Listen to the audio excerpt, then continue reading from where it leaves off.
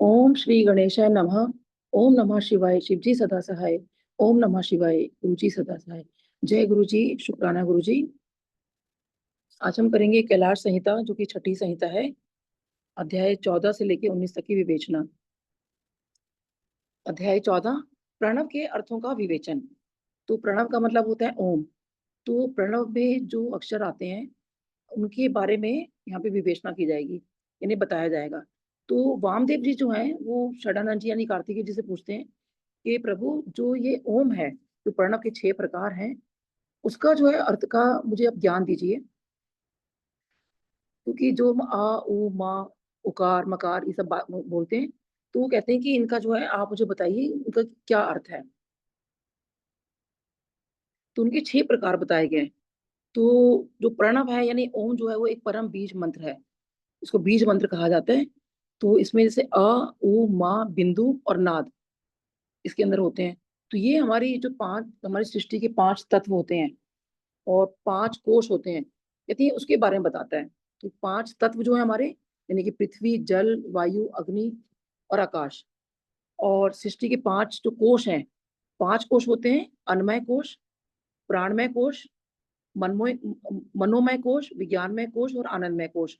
तो अन्नमय कोश का मतलब होता है जैसे जो हमारा ये शरीर है, जो भौतिक भाग है, तो जो भोजन से बनता है और जिसको हम आंखों से देख रहे हैं, तो ये अन्नमय कोश है। तो ऐसे ही प्राणमय कोश, तो जैसे हम सांस ले रहे हैं, तो ये हमारी एनर्जी हमें मिल रही है तभी हम सांस ले पा रहे हैं, और ये उससे संबंधित है। मनोमय कोश का मतलब होता है जहाँ मन और भावनाएं, इच्छाओं का जो एरिया होता है। विज्ञानमय कोश का मतलब होता है जहाँ इंसान की बुद्धि, ज्ञान और विवेक का जो एरिया है। और आनंदमय कोश जो है, ये जहाँ पर खुशी, आनंद और आत्म साक्षात्कार का जो ये कोश होता है। तो कहते हैं कि ये जो प्रणव है यानी जो ओम है, ये इनको दर्शाता है। तो वो कहते हैं कि मंत्र के जो रूप हैं वो, क्या मतलब है इस बात का, कहते हैं कि ये सबसे पहला और सबसे पवित्र मंत्र है। और इसको बोलने से जो है मंत्र बड़ा शांत हो जाता है। कि जैसे जब हम बोलते हैं ओम नमः शिवाय, तो ओम से शुरू हुआ और भगवान से हम जुड़ गए, नमः शिवाय। तो ओम जो है किसी भी चीज को शुरुआत करने का मंत्र है। और हम भी जैसे भी कहा जाता है कि जब भी हम कोई मंत्र करते हैं तो उसको ओम से ही शुरू करें। क्योंकि अगर हम मंत्र जो है कहीं गलत भी बोल गए, तो कहते हैं कि ओम अगर उसके सामने हम लगा देते हैं, तो कहते हैं उसकी जो जो भी त्रुटि होती है उसकी माफी मिल जाती है। तो ये इसका मंत्र रूप है। फिर इसका आता है यंत्र भावित रूप। तो ये कार्तिकेय जी उनको बता रहे हैं कि किस किस तरह जो है उनके जो है रूप है ओम के। तो यहाँ पर जो यहाँ लिखा आता है कि जैसे आ जो है वो दूसरा 5वां स्वर है, या ऊ जो है, मतलब इस तरह से जो इसमें मतलब आता है, उल्लेख आता है। तो यही है कि जैसे ऊ जो है उसकी कहाँ पे नंबर आता है, अ ई ऊ। तो इस तरह से ये 5वें नंबर पर आता है। तो ये वो उसका पूरा यहाँ पे वर्णन वो बता रहे हैं। फिर वो कहते हैं यंत्र भावित अर्थ। तो यंत्र भावित अर्थ का क्या मतलब होता है कि जिस तरह से अ, हम एक श्री यंत्र होता है, कोई भी श्री लक्ष्मी यंत्र है, तो वो कहते हैं कि इसको भी, जो ये ओम है, इसको भी एक यंत्र के रूप में जो है ये हम बना सकते हैं। तो जैसे आ उ और मा, वो त्रिकोण यानी जो ट्राइंगल के 3 कोने होते हैं उसमें, और जो बिंदु है उसको मध्य में, और जो नाद है उसको जो है साइड में, वो कहते हैं अंकित किया जाता है। तो कहते हैं कि जब हम कोई भी मंत्र अपने सामने लगाते हैं, कोई भी यंत्र लगाते हैं, तो कहते हैं ये जो हमारी जितना कुंडालिनी जागरण है और जितना हमारा एकाग्रता है, तो ये जो है ये हमें प्राप्त होती है जब हम यंत्र पर ध्यान लगा के करते हैं। जैसे हमने मूर्ति पे ध्यान लगाया, तो ऐसे श्री यंत्र हो गए, लक्ष्मी यंत्र हो गए, दुर्गा यंत्र हो गए, तो कहते हैं ये जो है आप यंत्र के रूप में भी इसको इस्तेमाल कर सकते हो।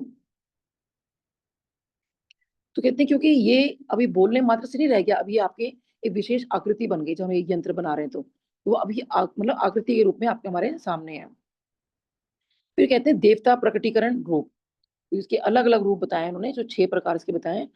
तो वो कहते हैं कि यानी कि प्रणव के माध्यम से, यानी ओम के माध्यम से ईश्वर या ईश्वरीय शक्ति का साकार रूप प्रकट होता है। तो वो कैसे होता है, क्योंकि अ जो है वो ब्रह्मा है, वो विष्णु है, और माँ जो है वो रुद्र है। तो तीनों जो देवता है वो इसके अंदर आ गए। और बिंदु जो है वो शक्ति है, और नाद जो है वो शिव का प्रतीक है। तो ये देवता का प्रकटीकरण इसमें बताया उन्होंने। क्योंकि जो ब्रह्मा है वो सृष्टि करने वाले हैं, वो जो विष्णु जी जो है संभालने वाले हैं, माँ जो शिव शिव जी हैं वो संहार करने वाले हैं। तो तीनों देवों से मिलकर कहते हैं ओम जो है बनता है। फिर इसका आता है प्रपंचात्मक रूप। तो ये जो रूप है, ये सृष्टि के पूरा यूनिवर्स है, उसके ब्रह्मांडीय विस्तार के अ, माध्यम से चीज बताती है हमें। वो क्या बताते हैं कि जैसे अ से तो उत्पत्ति हुई, ऊ जो है पालन का हो गया, माँ जो है संहार है, बिंदु जो है वो माया है, नाद जो है परम शिव है। तो फिर आता है सृष्टि का रूप। तो कहते हैं कि जैसे अ जो जन्म, जैसे यानी कि बच्चा पैदा हुआ, ऊ यानी जीवन का पालन, जैसे बड़ा होना, वो बड़ा हो रहा है, और माँ अंत या मृत्यु, जैसे बूढ़ा होकर शरीर छोड़ देना। तो ये सारे प्रपंच रूप बता रहे हैं। फिर आता है गुरु प्रकाशक रूप। तो जो प्रणव का, ओम का जो अर्थ है, गुरु के रूप में ब्रह्म ज्ञान को प्रकाशित करने वाला होता है। तो यानी जो प्रणव यानी ओम है, वो कहते हैं जो गुरु का रूप है, जो आपके गुरु हैं, उनका जो ब्रह्म ज्ञान है, सोचिए कितनी बड़ा इसमें मैसेज आता है कि जो हमारे गुरु हैं, उनकी कृपा कितनी जरूरी है, और उनको वहीं से जो हमें ब्रह्म ज्ञान का जो प्रकाश है वो वहीं से मिलता है। तो यानी कि ओम का उच्चारण स्वयं गुरु का रूप है। तो यानी जो हम गुरु हैं उनको इसी रूप में माने, उनको शिव माने, उनको ओम माने, क्योंकि शिष्य के अंदर, क्योंकि वो जो प्रकाश है, क्योंकि जो गुरु ही है वो ही प्रकाश डाल सकता है। तो गुरु को इसको मान के चलें कि जो ओम है वो गुरु है, यानी ओम जो है वो खुद एक सच्चा गुरु है, क्योंकि वो हमें रास्ता दिखाता है। कि जैसे देखिए, कितना अंधेरा हो, कितना गहन अंधेरा हो, अगर उसमें एक छोटी सी मोमबत्ती हम जला दें, तो उस वक्त वो कितना उजाला लगता है। उस वक्त कितना भी गहन अंधेरा हो, एक छोटी सी दिया बाती जलाते हैं, मोमबत्ती जला दें, तो वो उजाला वहां होके ही रहेगा। मतलब इसमें संशय नहीं है कि उजाला होना ही होना है। तो कहते हैं ऐसे ही वो जो गुरु है, वो जो प्रकाश दिखाते हैं, तो चाहे कितना भी गहन अंधेरा हो, तो वो जो रोशनी हमारे अंदर जगाते ही जगाते हैं। तो जो ये ओम का जो जप है, ये हमारे अंदर की समझ को जागृत करता है। फिर आते हैं शिष्य रूप, यानी प्रणव की शिष्य की चेतना को प्रकट करने वाला भी। जैसे गुरु के मंत्र से शिष्य का आंतरिक रूप स्वरूप विकसित होता है। यानी अगर हमें कोई गुरु मंत्र दे रहे हैं, तो कहते हैं उससे जो शिष्य का जो आंतरिक रूप है, जो इंटरनल चीज है उसकी, वो विकसित होती है। क्योंकि हमें तो इन जगाना है ना अंदर से। तो ओम जो है वो कहते हैं कोई साधारण ध्वनि नहीं है, ये एक मतलब पूरे ब्रह्मांड की एक प्रणाली, यानी पूरे यूनिवर्स का, कहते हैं ये पूरे, उसको हमें एक मतलब एक संकेत है कि पूरा ब्रह्मांड जो है उसी में समाया हुआ है। फिर आता है शिष्य का मार्ग।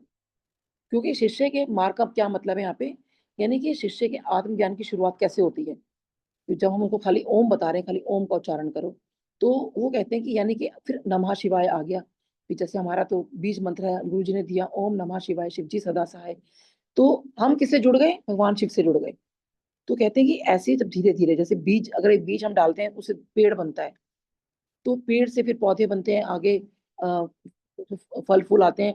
तो कहते हैं कि ऐसे ही फिर धीरे धीरे जब वो बीज जो है, ओम का जो बीज है, जब आपके गुरु आपके अंदर डालते हैं, आपको बीज मंत्र देते हैं, तो फिर जो शिष्य आत्मज्ञान की तरफ बढ़ता है, यानी उसके अंदर वो उजाला आता है। तो मंत्र क्या हो गया, यानी जपने के लायक पवित्र शब्द हो गया। यंत्र क्या हो गया, ये शक्ति वाला चित्र हो गया। और देवता कौन हो गए, यानी कि तीन देवताओं देवों का समूह हो गया, ये रूप है। और सृष्टि क्या होगी, जन्म मृत्यु, इसका चक्र हो गया। और गुरु हमें सही दिशा देने वाले हो गए, और शिष्य यानी आत्मज्ञान का रास्ता बताने वाले। तो ये चीजें जो है वो कहते हैं मंत्र, जब आप उसका उच्चारण करते हो, तो ये जो है ज्ञान का प्रकाश होता है। फिर वो कहते हैं कि जो भगवान के पांच मुख हैं, तो उसमें जो ईशान मुख है, इन सबके जो पांच मुखों के सद्योजात आदि, जो ईशान आदि जो हैं, कहते हैं इन सबके अलग अलग मंत्र हैं। तो वो कहते हैं कि जो ईशान मंत्र है, तो कहते हैं कि ये ऐसा मंत्र है कि जैसे कि पेड़ की पांच शाखाएं हों। तो यानी कि सद्योजात, वामदेव, अघोर, तत्पुरुष, और अंत में ईशान। तो यानी कि वो सारी शाखाओं से मतलब ईशान, जो मतलब बाकी जो चार हैं वो ईशान से मतलब पेड़ वो हैं, और वो उनकी शाखाएं हो गई। यानी ईशान मंत्र जो है वो मूल बीज मंत्र है, यानी सारे मंत्रों की पूर्णता करता है। तो उसको चतुर्विध रूप और महेश्वर रूप भी कहा जाता है, यानी जो पुरुष, तत्पुरुष, अघोर और वामदेव। तो वो ये क्या बताते हैं, ये जो चार उन्होंने बताए, रूप बताए, वो कहते हैं कि 4 कार्य भगवान के दर्शाते हैं, यानी सृजन, स्थिति, संहार और तिरोभाव। और जो मेन अनुग्रह हो गया वो हो गया ईशान का रूप जो है। तो अनुग्रह मय चक्र के बारे में जो है आप कार्तिकेय जी बता रहे हैं वामदेव जी को। तो वो कहते हैं कि अनुग्रह में जो चक्र है वो दिव्य मंडल, यानी जो भगवान शिव की कृपा से जुड़ा हुआ है। तो यानी कि जो हमारे भगवान शिव हैं, जो 5 मुख वाले हैं, जो ये पांचों उनके मुख बताए गए हैं, तो ये जो चक्र है बेसिकली एक दिव्य मंडल है जो शिव की कृपा से ही उत्पन्न होता है, जिसमें 5 मंत्र, 5 गुण और शुद्धि के 5 चरण होते हैं। और ये भगवान की कृपा से ही हो सकता है, यानी अगर उनकी इच्छा होगी तभी, और जब हमें ज्ञान कृपा होगी उनकी, यानी कि इच्छा कृपा, उनकी इच्छा भी होनी चाहिए, और फिर जब वो इच्छा होगी तभी हमें ज्ञान की कृपा होगी। और कहते हैं कि जितने भगवान के 5 कार्य हैं वो इसी में ही समाहित होते हैं, 5 मुख वाले भगवान शिव जो हैं। तो इस चक्र का उद्देश्य क्या होता है? वो कहते हैं कि जो साधक को शिव तक पहुंचाना, कि अब हमें किसी को बताना है, तो हम भगवान शिव तक उसको अगर ले जाना चाहते हैं तो हम क्या करेंगे? पहले कुछ तो कुछ स्टार्ट करेंगे ना। तो कहते हैं कि सबसे पहले तो ये अनुग्रहमय चक्र है, कि पहले आपने एक चीज बताई, फिर दूसरी बताई, फिर तीसरी बताई, तो ये अनुग्रहमय चक्र है, यानी साधक को शिव तक पहुंचाना। तो इसमें होता क्या है कि आत्मा को सत्व ज्ञान मिलता है, वो अंदर प्रकाश का ज्ञान मिलता है, अहंकार और मोह जो है वो समाप्त हो जाते हैं, और अंत में क्या होता है? मोक्ष की प्राप्ति होती है। जैसे कि कमल का फूल है, उसकी 5 पंखुड़ियां हैं। तो वो कहते हैं कि अगर जो बीच में अगर एक होता है ना, बीज होता है, और चारों तरफ उसकी 4 पंखुड़ियां हैं, तो अगर एक एक पंखुड़ी को अगर हम हटाते हैं तो सेंटर में हमें क्या मिलेगा?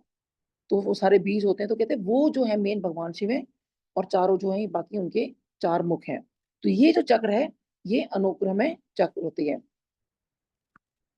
तो कहते हैं जब ये पांचों खुल जाते हैं, तो यानी जो ये पांचों मुख जब ऐसे खुलते हैं, तो वो कहते हैं कि यही जो उसमें जो प्रकाश प्रकट होता है, तो यही हमारा अनुग्रह में चक्र है। अब कहते हैं जो ईशान मुख है और अनुग्रह जो शक्ति है, उसका विशेष संबंध क्या है?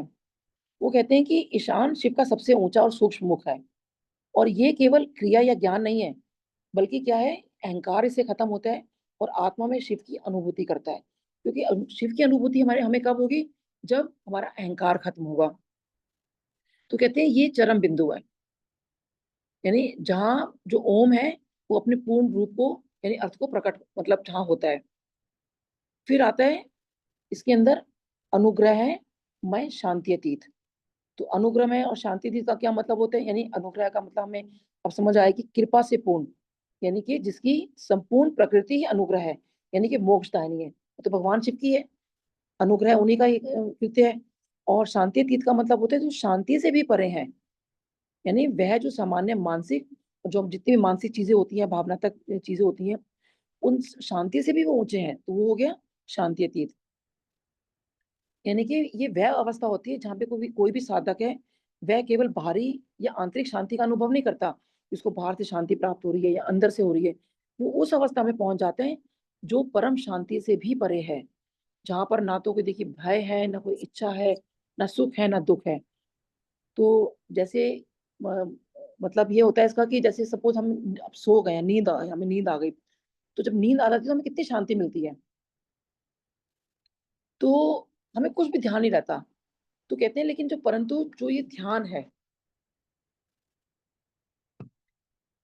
वो कहते हैं कि जब भगवान की कृपा होती है, यानी जो नींद हमें आ गई उसमें कुछ नहीं पता चल रहा, तो ये जो अ, शांति अतीत है, कहते हैं उससे भी ऊपर है, यानी वो, यानी आप शिव में बिल्कुल समा जाते हो उसके अंदर।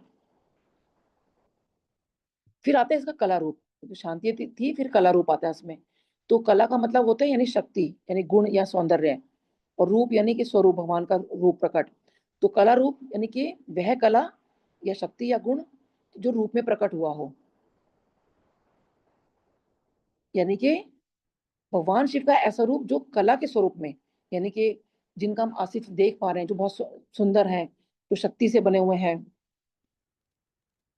इनके अंदर शक्ति है। और जब वो ये रूप जब नृत्य करते हैं, यानी कि जब नटराज के रूप में, जब संगीत देते हैं यानी डमरू के रूप में, और जब ये ज्ञान देते हैं त्रिनेत्र के रूप में, तो कहते हैं ये भगवान का कला रूप है, कि कला दिख रही है ना उनके अंदर।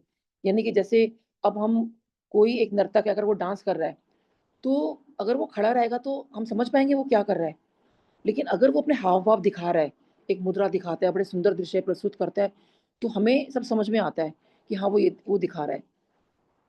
तो ऐसे जो है ये भगवान शिव जो है अपनी अलग अलग कलाएं दिखा रहे हैं। तो ये सृष्टि जो है उनका कला रूप है। तो तभी तो हमें कुछ समझ में आएगा ना, अगर कोई ऐसे खड़ा रहेगा तो कुछ समझ नहीं आएगा। तो कहते हैं कि ऐसे ही भगवान शिव जो है वो ये सब चीजें जो है लीला कर रहे हैं, तो वो सब जो है इस विश्व रूप में नाचते हैं। तो वो कहते हैं ये सृष्टि उनका जो है कला रूप है। फिर वो कहते हैं सदा शिव अधिष्ठित रूप। तो सदा शिव का मतलब क्या है, यानी शिव का सर्वोच्च, जो कि ना जिनका सृजन होता है ना वो संहार करते हैं, मतलब वो मात्र साक्षी हैं और अनुग्रह ही देते हैं, अनुग्रह दाते ही हैं वो।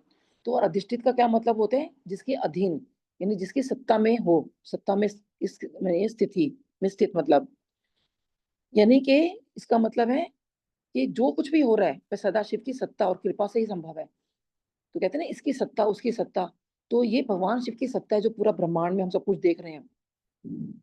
और कहते हैं कि उनकी आज्ञा के बिना कुछ भी कार्य जो है नहीं होता, कोई भी तत्व कार्य कर ही नहीं सकता।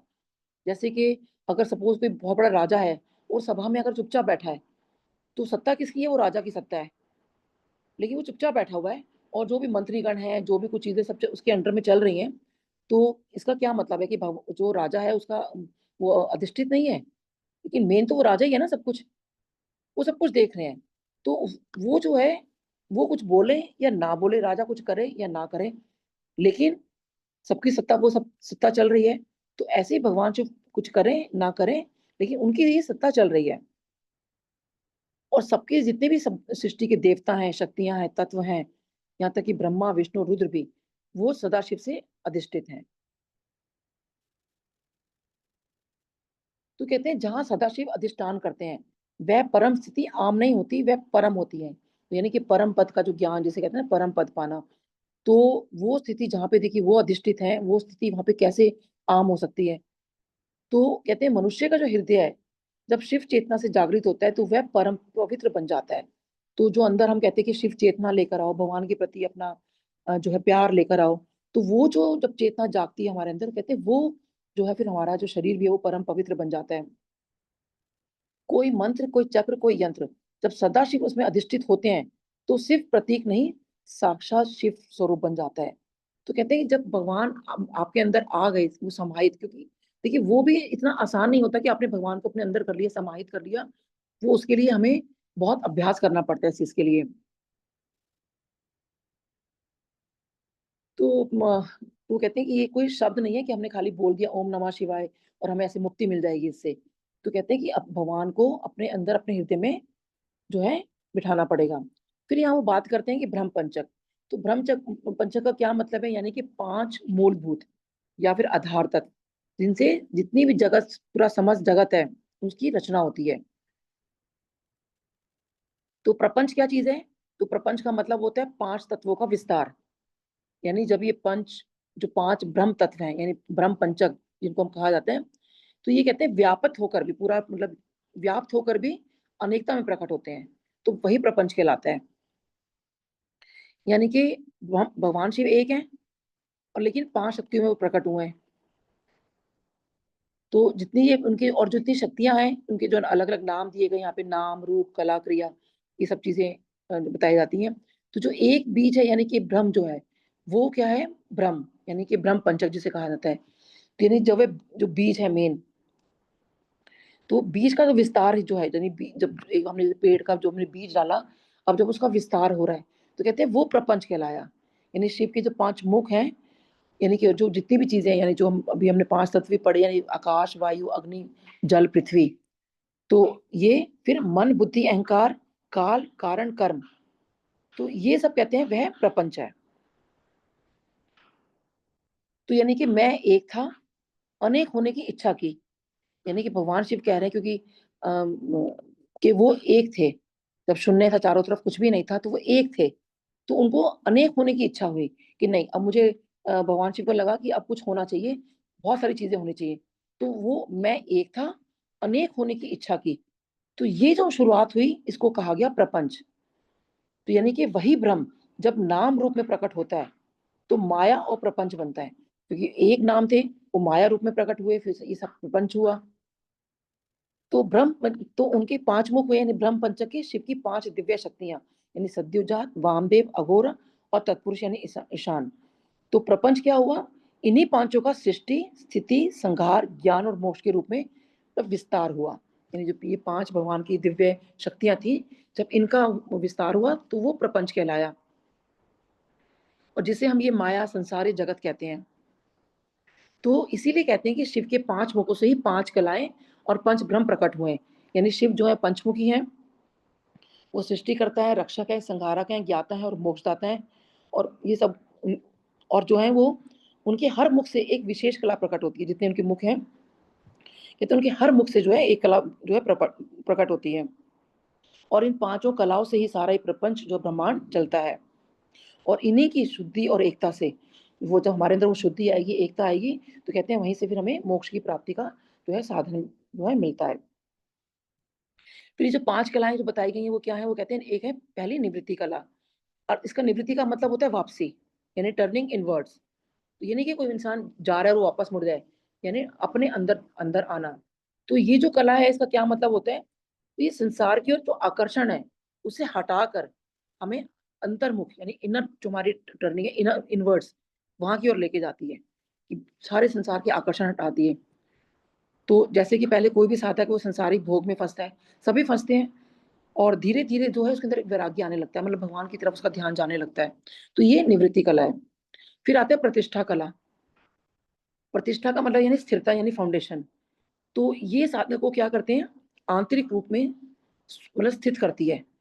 यानी हम कहते हैं ना, हम स्थिर होकर नहीं बैठ पा रहे, हमारा ध्यान नहीं लगता, तो वो स्थिरता लेकर आती है ये। जब बहुत मन भटक रहा होता है, तो ये स्थिरता भी जो है देखिए अभ्यास से आती है।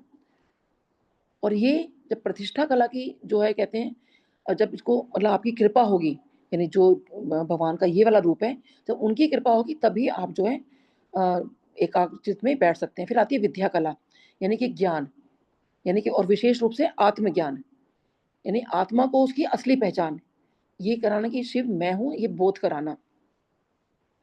यानी कि जब साधक को ये अनुभव होने लगता है कि वह शरीर मन से नहीं, बल्कि वह चैतन्य है, ब्रह्म है, ये विद्या कला जागृत होती है।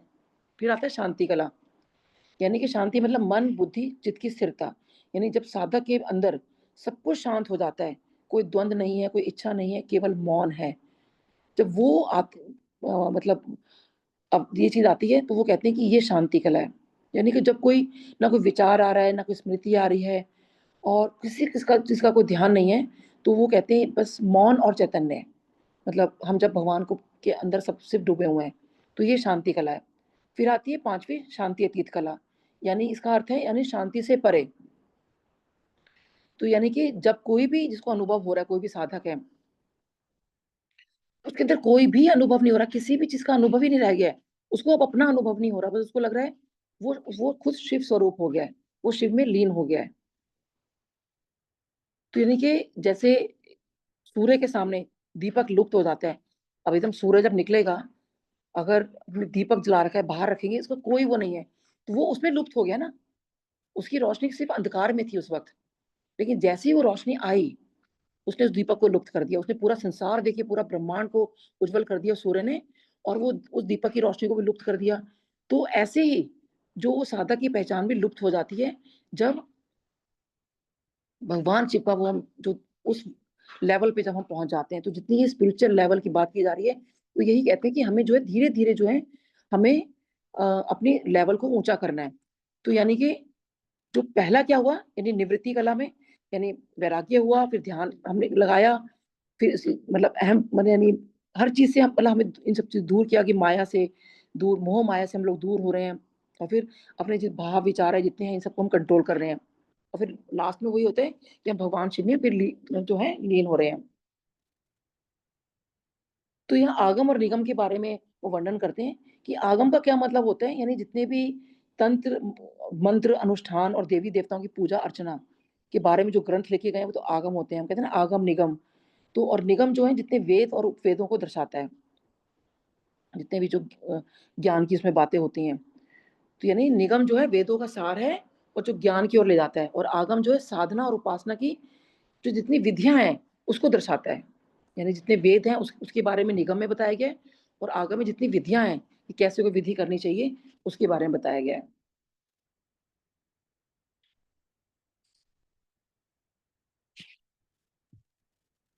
अध्याय 15 से 16।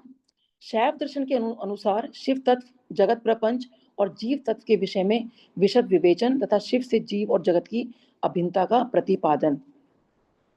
तो यहाँ पर जो है देखिए, वामदेव जी जो है सारा कुछ जो ये ज्ञान है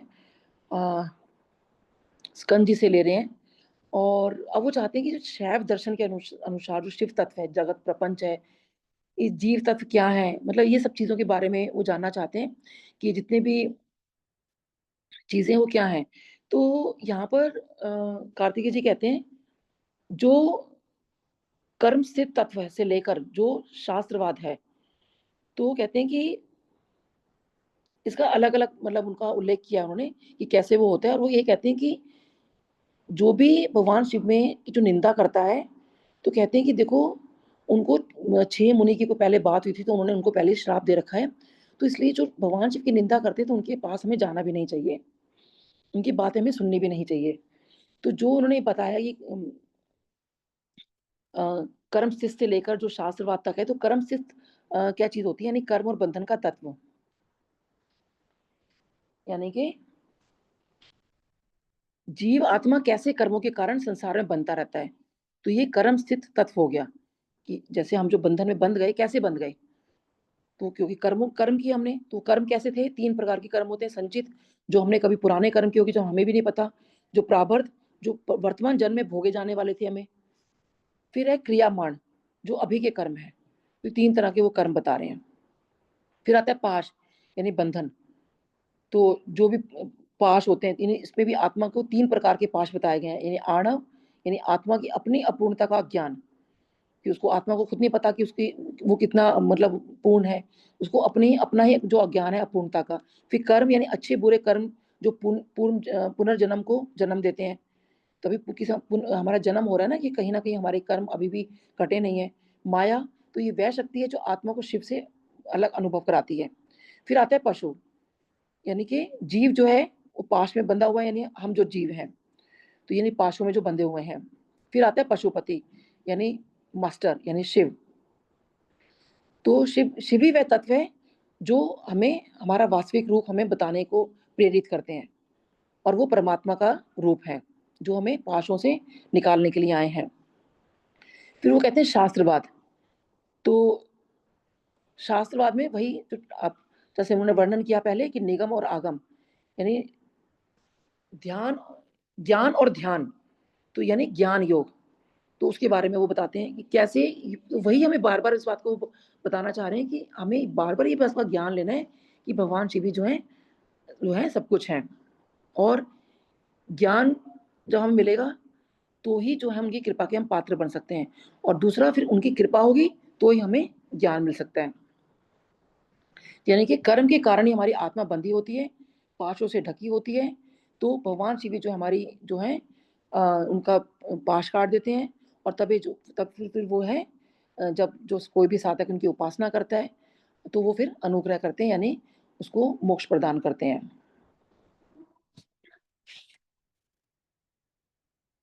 फिर यहाँ पे वो कहते हैं कि जो ये 6 कोष बताए गए हैं, यानी कि जो स्त्री और पुरुष रूप हैं, तो कहते हैं दोनों जो हैं वो इक्वल हैं, उनको अलग अलग ना समझें। तो कहते हैं जैसे 6 कोष में 3 कोष तो माँ के होते हैं, 3 कोष जो है पिता के होते हैं, इसलिए अर्धनारीश्वर के रूप का भी देखिए हमारे जो वर्णन है वो सामने आता है। वो कहते हैं कि पूरा जो जगत है वो माया से उत्पन्न असत प्रपंच है, यानी ब्रह्म सत्य, यानी बाकी जो जगन मिथ्या है, यानी कि जो ब्रह्म जो है वो एकमात्र सत्य है, और जो असत्य है वो प्रपंच है। तो शैव दर्शन क्या है, यानी प्रपंच को शिव की लीला माना जाता है, क्योंकि जो भी प्रपंच हुआ, जो कुछ भी है हमारे सामने जितनी चीजें आती हैं, तो वो भगवान की सब लीला है। और कहते हैं परंतु जो व्यक्ति आत्म स्वरूप में स्थित नहीं है उसे असत अनुभव करता है, और ये असत जो है, असत्य जो चीज है, ये तब प्रपंच तब कब तक बना रहता है जब तक भगवान शिव का जो तत्व है वो प्रतिष्ठित ना हो, हमारे अंदर ना आए। तो कहते हैं जो कुछ भी दिख रहा है तो वो वह शिव से भिन्न माना जाए, यानी जो मेन भगवान शिव है, तो उन्होंने प्रपंच किया ना इस चीज को हमें कर्मों में डालने के लिए। तो अगर यही शिव का विस्तार समझा जाए तो वो सत प्रपंच है। यानी कि वो बताते हैं कि यानी कि कोई मनुष्य अपने आप को केवल अगर शमी मतलब शरीर समझता है तो ये अज्ञान है। और अगर वो ये कहता है कि वो व्यक्ति ये जानता है कि आत्मा है और शिव स्वरूप है, जैसे वामदेव जी को ये पता था कि वो शिव तत्व है और शिव तत्व क्या है, तो ये ज्ञान है। यानी कि जैसे हम सपना देख रहे हैं, तो वो कहते हैं कि हमने सपना देखा, हमें उस टाइम लगता है कि हमने बिल्कुल सच देखा, तो वो कहते हैं ये असत प्रपंच है। लेकिन जब हम जागते हैं तो हम क्या कहते हैं, अरे ये तो सपना था, तो कहते हैं ये सत प्रपंच है। तो ये प्रपंच में उन्होंने बताया कि असत प्रपंच का मतलब क्या होता है और सत प्रपंच का, यानी सपना एक तरह से उदाहरण के तौर पे बताया गया कि वो सपना जो है असत प्रपंच हो गया, और जब हम जागते हैं तो वो है सत प्रपंच है। तो कहते हैं जो असत प्रपंच है उससे मुक्ति के क्या उपाय होते हैं, यानी कि विवेक धारण करें, वैराग्य करें, शास्त्र ज्ञान होना चाहिए, यानी शास्त्र ज्ञान का अध्ययन, जैसे हम शिव पुराण पढ़ रहे हैं। और गुरु कृपा जो है वो शिव, और वो कब कब मिल सकती है, हमें शिव भक्ति से मिल सकती है। तो वो शिव भक्ति हमें जो है उसका ज्ञान अगर हमें हमें गुरु ही दें, तो कहते हैं उससे महत्वपूर्ण और उत्तम बात कुछ नहीं होती है। फिर शैव दर्शन के बारे में वो कहते हैं कि शैव को ही सद्रूप और चिद्रूप दोनों कहा गया है। तो यानी कि सद्रूप का मतलब होता है शिव ही सत्य है, और चिद्रूप का मतलब है शिव सिर्फ अस्तित्व नहीं, वे चेतना से परिपूर्ण है। यानी हमने पहले तो समझा कि हाँ वो सचमुच है, और फिर वो चेतना में परिपूर्ण है। यानी कि हम ये सोचें कि यानी कि इसका उदाहरण के तौर पे है कि जैसे सूर्य केवल सूर्य नहीं है, वह प्रकाश भी देता है। तो सूर्य जैसे भगवान, तो ये तो सद्रूप हो गया यानी सूर्य है, और जो प्रकाश देने वाली बात है ये चिद्रूप हो गया। तो ऐसे भगवान शिव हैं और जो प्रकाश दे रहे हैं, तो ये उनका चिद्रूप रूप हो गया। इस सोहम का अर्थ मतलब बताते हैं, यानी वह परमात्मा यानी वो मैं हूँ। और ये जो मंत्र है ये कैसे बना, हंसा, उसको जब हम उल्टा करते हैं तो वो सोहम बन जाता है। तो कहते हैं भगवान शिव में वो, इसको हम कैसे माने कि वो एक है। वो कहते हैं जैसे समुद्र में लहरें उठती हैं, तो वो जो लहरें उठ रही हैं वो जल से उठ रही हैं, तो वो लहरें जो उठ रही हैं वो हम कहते हैं उनको लहरें बोल रहे हैं। तो लेकिन वो लहरें क्या समुद्र से अलग हैं, उनका बस एकदम रूप अलग हो जाता है, वो जिस तरह से भी उठती हैं। तो वो कहते हैं लेकिन मूल चीज क्या है, वो समुद्र का पानी है। तो यानी कि श्वास लेना स है, श्वास छोड़ना अहम है, यानी और ध्यान भाव शिवोहम है, यानी वह शिव है, वह वही है, मैं शिव स्वरूप हूँ। अब इसके गुण को वो बताते हुए कहते हैं कि जो ये शिव के जो पूर्ण जो रूप बताए गए हैं इसमें, यानी निर्गुण और निराकार, जो बिना रूप वाला निराकार। तो कहते हैं कि जब वो अपने को व्यक्त करना चाहते हैं यानी प्रकट करना चाहते हैं, तो उससे पहले जो शक्ति निकलती है उसको छिशक्ति कहते हैं। यानी कि जैसे कि हमने एक लौ जलाई, बत्ती जलाई, तो एकदम से पहली रोशनी निकली, पहला फर्स्ट कुछ तो होगा ना। तो कहते हैं ऐसे भगवान शिव से जो सबसे पहली चीज प्रकट होती है उसको छी शक्ति कहते हैं, यानी जो अवेयरनेस है। तो यानी सृष्टि की बीज शक्ति, और कहते हैं पूरी सृष्टि जो पूरी क्रिएशन है वो इसी से निकलती है, छी शक्ति से। तो फिर वो आगे जाके वही प्रकाश फैलाती है। फिर तो कहते हैं कि शिव की पहली चेतना, तो वो कैसे होती है, अगर मन, जैसे कोई हमारे मन में विचार उठता है, कुछ भी जैसे भावनाओं की, तो कोई विचार उठेगा तभी वो भावनाएं जागेंगी ना एकदम किसी भी चीज के लिए। तो वो कहते हैं ये मन और विचार के बारे में बताया, फिर बीज और अंकुर के बारे में बताया। तो ये छिशक्ति के बारे में बार बार जो वर्णन आता है वो बार बार इसको बता रहे हैं। यानी कि वो एक बीज है, वो अपने आप में पूर्ण है, यानी जैसे अंकुर फूटता है फिर पौधा निकलता है, तो ऐसे छिशक्ति जो है उसी अंकुर की तरह है, तो शिव से निकल कर बनी है, यानी कि वो सारी सृष्टि को जन्म देती है। यानी सृष्टि की जो है नींव है, जो शक्ति वर्ड यहाँ पे वो यूज कर रहे हैं। यानी हर शक्ति का जो अर्थ है यानी चित जमा शक्ति, यानी चैतन्य शक्ति। तो वो कहते हैं कि जैसे इसका मतलब होता है कि जैसे कि मैं हूँ, यानी कि मान लीजिए कि एक कलाकार है कोई, वो बड़ा शांति से बैठा है, तो उसको पता है कि मैं भीतर मैं हूँ, यानी वो जिंदा है, वो उसको पता है कि वो मैं हूँ। फिर उसके अंदर वो आनंद शक्ति आती है कि यानी वो शांति से बैठा है और वो हर चीज का आनंद ले रहा है। तो फिर वो इच्छा शक्ति उसके अंदर आती है, यानी कि उसके मन में अगर इच्छा आ गई कलाकार में कि पहले वो जिंदा है, उसको आनंद ले रहा है कि हाँ मैं बैठा हूँ, फिर इच्छा शक्ति आती है कि अरे मैं एक चित्र बनाऊं। फिर ज्ञान शक्ति आती है कि अगर मैं जो चित्र बनाऊंगा इसमें क्या रंग भरूंगा, कैसे बनाऊंगा, तो ये ज्ञान शक्ति होगी। फिर आती है क्रिया शक्ति, जो शक्तियों के रूप बताए यहाँ पे। फिर उसके मन में आता है कि मैं मतलब वो फिर उठकर जो है वो कैनवस पे चित्र बनाना शुरू कर देता है।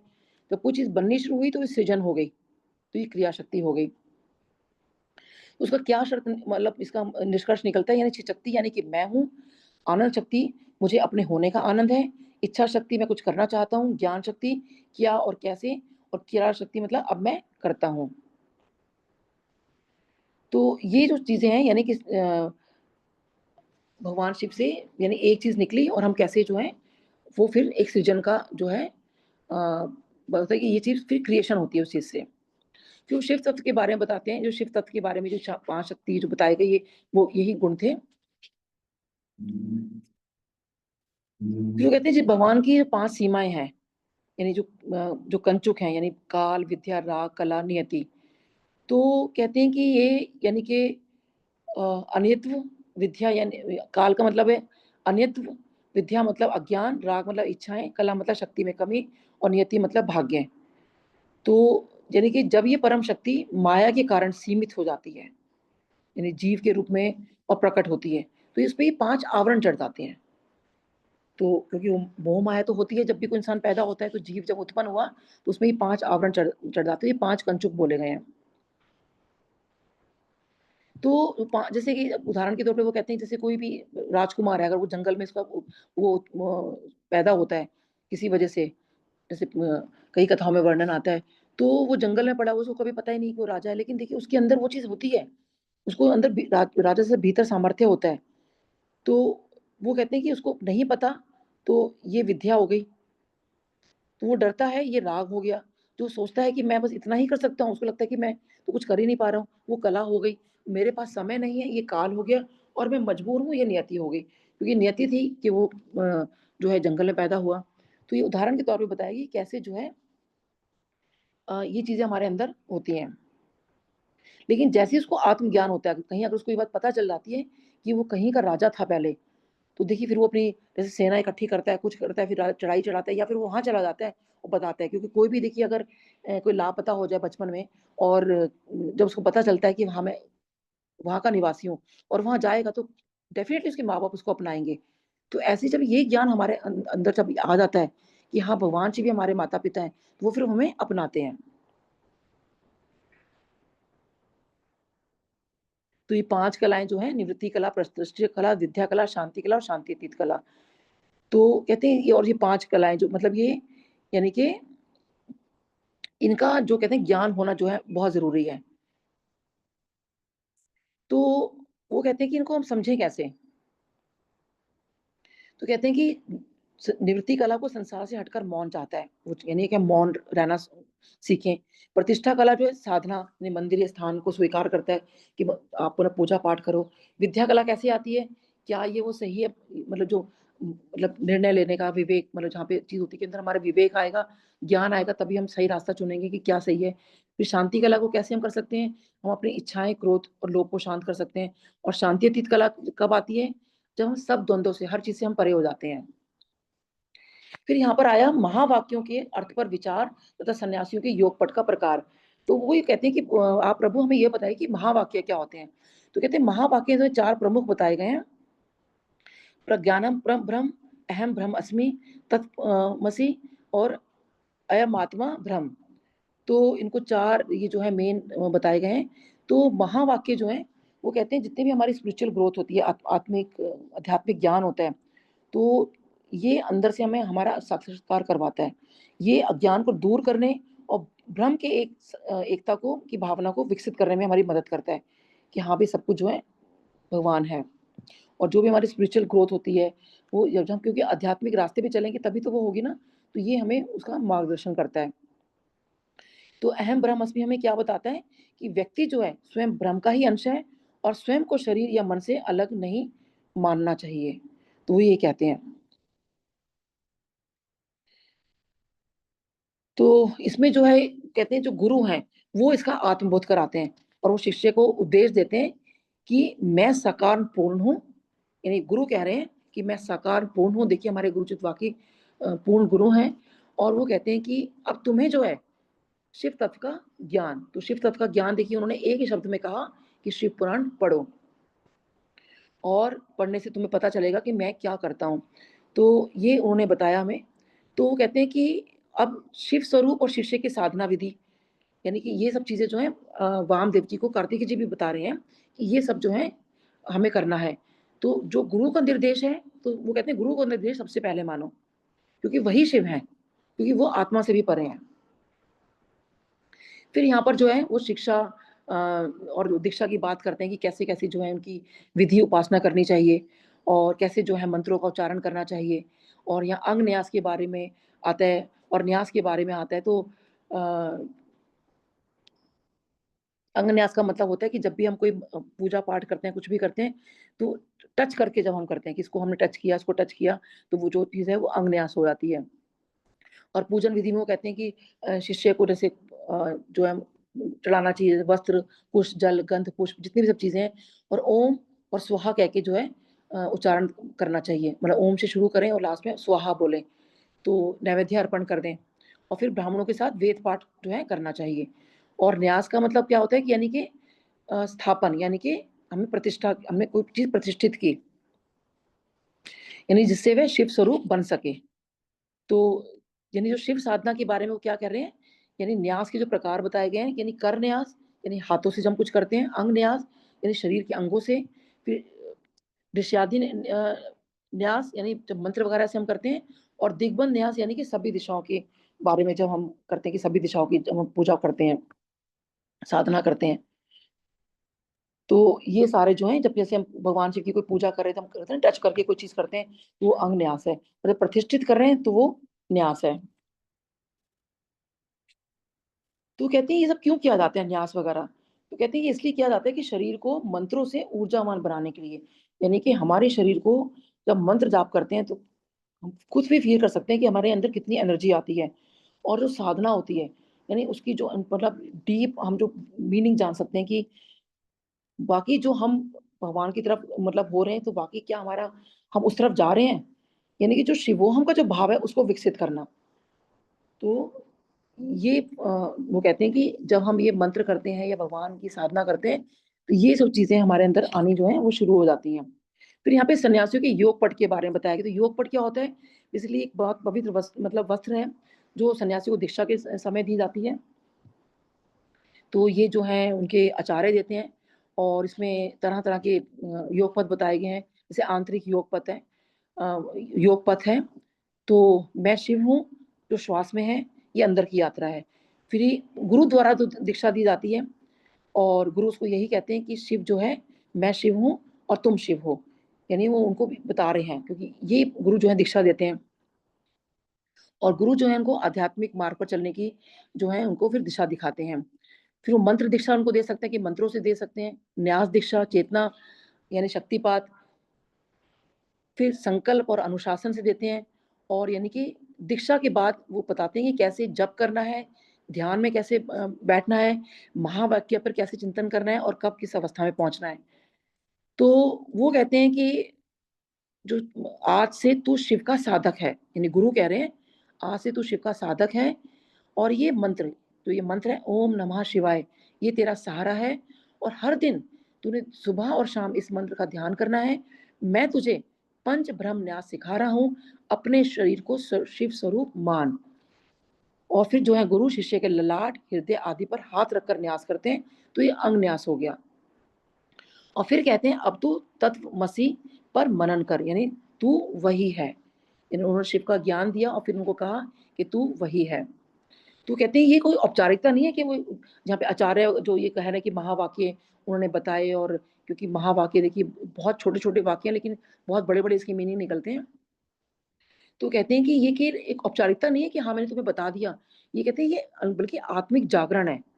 और ये गुरु का संस्कार है, जैसे हम कहते हैं ना माता पिता हमें संस्कार देते हैं, तो कहते हैं कि ये गुरु हमें संस्कार देता है। तो जिससे जो साधक है उसको उसका वो अंतःकरण तैयार करता है, और वो शिव तत्व को अनुभव करता है। तो देखिए ये जो हम शिव पुराण पढ़ रहे हैं, जो गुरु की हम बात मान रहे हैं, अपने गुरु को मान रहे हैं, जो उन्होंने कहा कि पहले अपने गुरु को धारण करो, और जो हमने अपने गुरु को धारण किया, तो वो हमें ये संस्कार दे रहे हैं, सोचिए। तो माता-पिता के संस्कार देते हैं, ये सामाजिक तौर पे देते हैं, और जब हमें गुरु दे रहे हैं, तो सोचिए वो उस लेवल को हमें ऊपर ले जाने के लिए संस्कार दे रहे हैं। तो कितनी बड़ी देखिए इसके अंदर सीख है, जो अ, वामदेव जी जो हैं स्कंद जी से पूछ रहे हैं, वो यही कह रहे हैं, इसलिए हमारे जो गुरु हैं, हमें हमेशा उनका जो वो कहते हैं हमें मानना चाहिए। तो जैसे कि कहते हैं कि जब गुरु से कोई दीक्षा लेते हैं, यानी कि जब उनको उनको हम मान रहे हैं, तो इसका मतलब क्या होता है कि जैसे अग्नि के छोटे-छोटे टुकड़े से एक विशाल अग्नि प्रकट हो जाती है ना? और छोटे-छोटे डाले थे ना हमने आग में, लेकिन एक विशाल अग्नि का रूप ले लेते हैं। तो कहते हैं ऐसे ही जो छोटे-छोटे कार्य हैं, यानी नियम, उपासना और साधन, तो जैसे हम ये करते हैं, तो पहले तो छोटी-छोटी चीज़ें से शुरू हो ना, जैसे गुरुजी ने भी कहा कि पहले श्रवण करो। तो छोटे-छोटे कार्य करो पहले, और जब ये हम छोटे-छोटे कार्य करते हैं, उपासना करते हैं, तो फिर शिष्य के अंदर जो है वो आत्मज्ञान की जो अग्नि है, वो प्रज्वलित होती है। तो यहाँ तो दीक्षा को अग्नि संस्कार की तरह बताया गया है। यानी जो गुरु हैं वो शिष्य के भीतर जो ब्रह्म स्वरूप को पहचान कर उसे मतलब जागृत करते हैं, और आत्मज्ञान की जो वो जो अग्नि है यानी उसको प्रकट करते हैं। जैसे छोटी-सी अग्नि बड़ा रूप धारण कर लेती है, अगर हम पहले तो छोटी-सी अग्नि थी ना, एक माचिस की तीली हम जलाते हैं, तो इतना अगर कहीं हमें कुछ जलाना है तो बहुत बड़ी अग्नि का रूप कैसे ले लिया वो। तो वो कहते हैं वो छोटी चीज़ों से तो शुरू तो करो, वो मंत्र हो गए, ये सब चीज़ें हो गई, और उनकी जब कृपा उनकी अ, उससे आप करोगे, तो वो हमें पक्का जो है उस ओर ले जाएगी, जहाँ हमें गुरुजी हमेशा बोलते थे कि असल चीज़ कोई नहीं माँगता। तो वो असल चीज़ यही है कि उनसे वो ज्ञान माँगो, कि हम हमारे अंदर वो ज्ञान का गुरुजी वो प्रकाश दो। तो ताकि जो है जहाँ वो चाहते हैं, वो जो असल चीज़ है, ताकि वो हमें वो दें और उस ओर अग्रसर करें। क्योंकि जितने भी पाश हैं, बंधन हैं, भगवान शिव ने कहा कि मैं गुरु के रूप में आऊँगा और इन अपने जो मेरे भक्त हैं, उनको मैं पाशों से मुक्ति दूँगा। तो वही हमें देखिए गुरुजी कराने आए, और 90% वो पाश काट चुके हैं, और 10% हमें काटने हैं, और उसके लिए भी वो ज्ञान हमें इन्होंने बताया कि शिव पुराण पढ़ो। सो बहुत-बहुत शुकराना गुरुजी। और फिर यहाँ पर जो है वामदेव जी उनको अ, बहुत-बहुत उनको भी वो धन्यवाद देते हैं स्कंद जी को, कि आपने मुझे आज बहुत ज्ञान का जो है दीप जो है प्रज्वलित किया। उसके साथ ही हम ये अध्याय आज समाप्त करते हैं। ओम नमः शिवाय, शिव जी सदा सहाय। ओम नमः शिवाय, गुरु जी सदा सहाय। जय गुरु जी, शुकराना गुरु जी, त्रुटियों के लिए क्षमा। जय गुरु जी।